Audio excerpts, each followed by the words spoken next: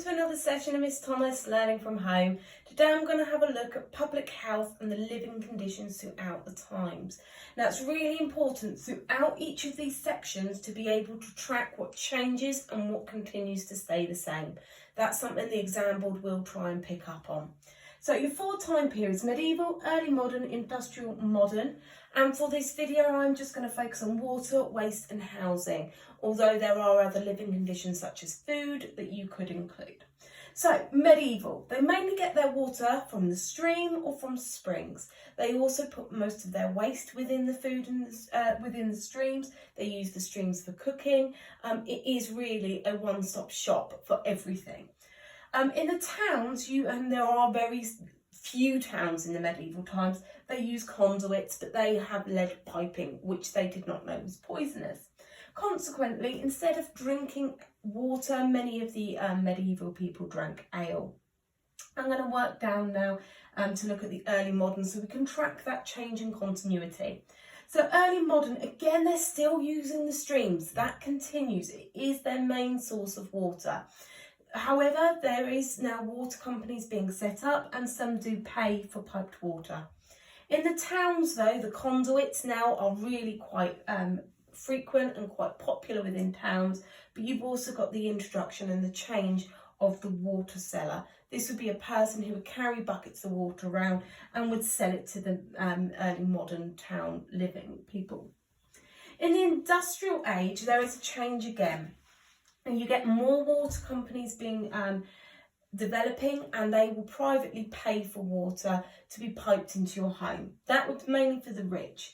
Most people are getting their water from the river, similar to the to the early modern and medieval age, but also you see many people actually collecting rainwater to drink, and that pump in Broad Street, for example, that communally people drank from.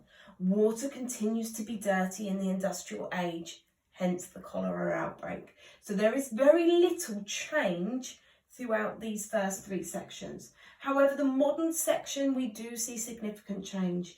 Water is piped from private water companies into people's homes, and we see an introduction of clean water. Right, let's move on to waste. So keywords for waste. Your Maidan, okay? Then medieval people would sweep out all the dirt, they would collect all their dirt, and they would then pile it up outside their homes in a Maidan. There are some cesspits, and then in your towns, again, remember there are only a few towns in medieval ages, you've got gonfalons and the public latrines, but they are very much, there are very few between.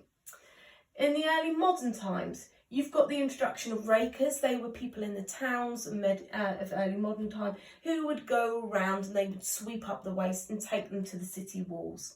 You've got cesspits developing and becoming more frequently used, but in the countryside you've got little change. So the Maidans, the cesspits, the rarity of the cesspits there are really quite unchanged, and there's not much difference. Industrial age, we do see some slight change. You've got the introduction of the privies. Again, you still get cesspits, but your most significant change is Bazalgette and his sewers. The industrial age is very dirty. There's a lot of waste, very much like the early modern times in the cities there. Okay, going on to the modern, significant change again. We get the flushing toilet indoors, we get the removal of cesspits, and that sewage system that Bazalgette set up is extended and then used more frequently across the country. Finally, housing. So first of all, housing, 1-storey high in medieval times, wood and straw, wattle and daub. 90% of housing is in the countryside and the animals live inside. They often cook inside, they do everything within one room. In the early modern times, there is this change with a 3-storey building being brought in. You move from wood to brick within the era. Housing is crowded, it's damp and drafty. Often the bottom storey of the houses were shops.